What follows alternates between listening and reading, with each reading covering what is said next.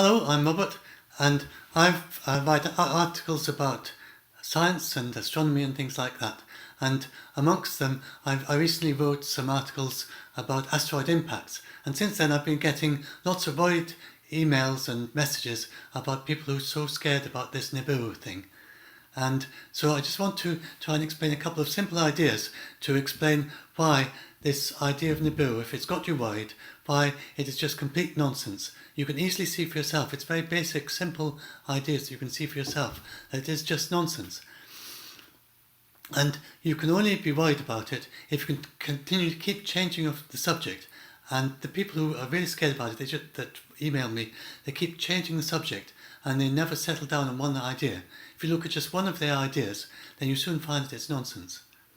So the one I'm going to explain now, and this is the simplest one to see as nonsense, they say that Nibiru is a planet with a 3,600-year orbit, which is currently hiding behind the Sun. And it's been hiding behind the Sun for some time, at least since it was beyond Pluto. They say it was beyond Pluto and it's come in around the Sun and it's hiding behind the Sun all the time, but it's in a 3,600-year orbit.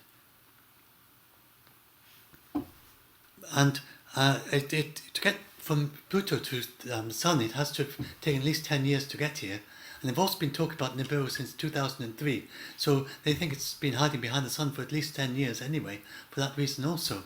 So I want to explain why it's impossible for a planet with a 3,600-year orbit to hide behind the Sun from the point of view of another planet with a 1-year orbit. It's really, really simple stuff. It's not complicated, and it should be easy for you to see. So if you can't see it, let me just show you. So, this lemon represents the Sun, this apple represents Nibiru, and this orange represents Earth. And Earth goes around the Sun once every year, so in 10 years it's gone around the Sun 10 times. Nibiru, they say, has started way beyond Pluto. It doesn't make any difference how far away it is. But they say it has stayed opposite the Sun. So as you move this around, try moving the orange around the lemon representing the Sun, and try keeping the apple representing Nibiru exactly opposite the orange. And you will see that the apple has to go around the Sun exactly the same number of times that the orange does. It's the only way it can stay opposite the Sun. I mean, it's really easy to see this. And if you can't understand it geometrically, just get an apple and orange for yourself and try that out. I think just about anyone can see that. And it doesn't matter how far away it is. It's still going to have to go around the Sun once a year, so it can't be in a 3,600-year orbit.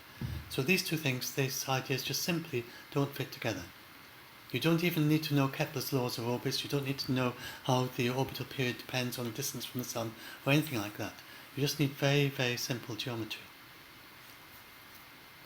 So if anyone says that Nibiru is hiding behind the Sun, it's just nonsense.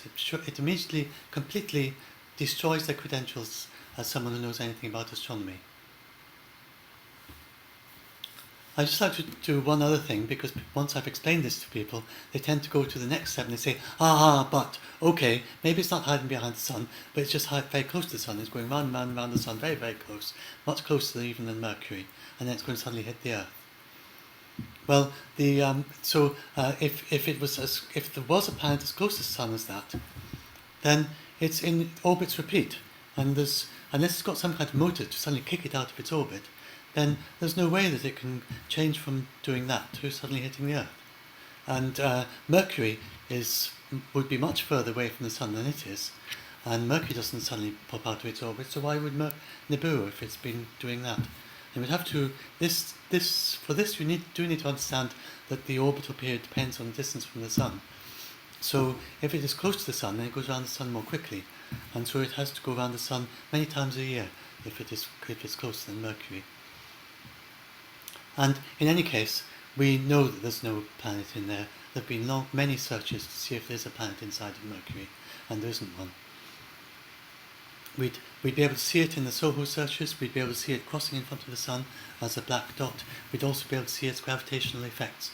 There are many different ways that we can tell for sure that there's no planet there. there could be very, very tiny things, about 10 kilometers across or so, maybe up to 40 kilometers across inside of Mercury. We have searched for those, we haven't found those either, but it's possible there are very, very tiny things in there. But it's the same for them as well.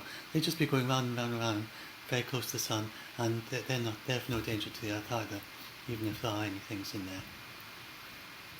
If you want to find out more about all this, do go and have a read of my article, Imaginary Bullshit Nibiru, which I know I've been told since I wrote the article that is quite a bad swear word in some parts of the States. But here in the UK, it's barely a swear word at all. It's a very ordinary word that's used often on television and things like that. So apologies for those with sensitivities who are from the States. It's a very ordinary word in the UK, and I'm quoting from Brian Cox, who is a UK astronomer, who has said that Nibiru, yes, I was just quoting what he said about Nibiru. Many people say it's nonsense. Okay, so that's it. Any questions? So, if you've got any questions about all this, do say in the comments. And I hope you enjoyed this, and I hope this at least helps some of you be a little bit less scared about Nibiru. Thanks very much.